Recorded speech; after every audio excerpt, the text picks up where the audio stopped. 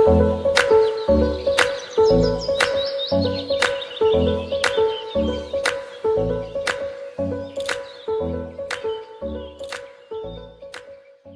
UN Security Council will vote Thursday on a draft resolution presented by the United States that would give warring sides in South Sudan until June 30 to end fighting or face possible sanctions. The proposed measure, which was seen by AFP, lists South Sudan's defense minister among 6 officials who could be put on a UN sanctions blacklist if the sides failed to reach a peace deal. The draft resolution would require UN Secretary-General Antonio Guterres to report by June 30 whether fighting has stopped and whether the sides have come to a viable political agreement.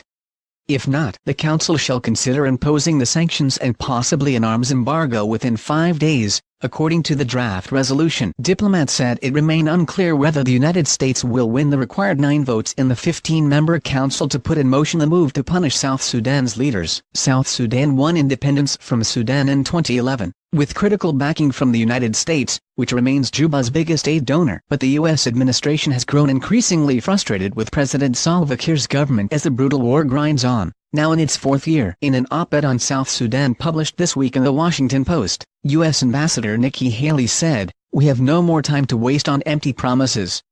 By imposing financial and travel restrictions on individuals responsible for threatening the peace, the United States last week proposed sanctions against the 6 South Sudanese officials but amended its proposal following negotiations to add the June 30 deadline.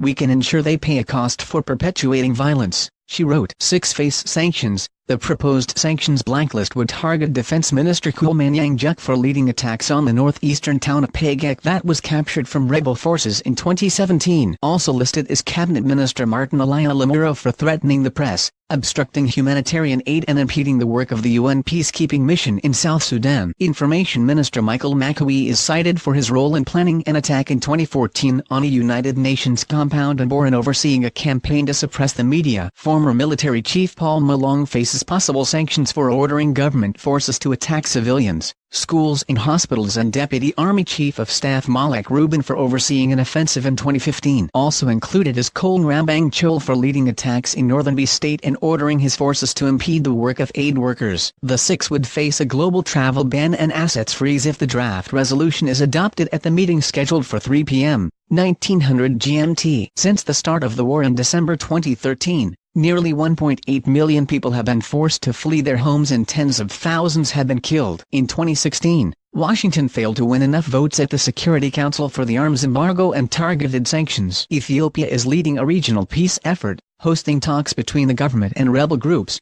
but there has been no breakthrough.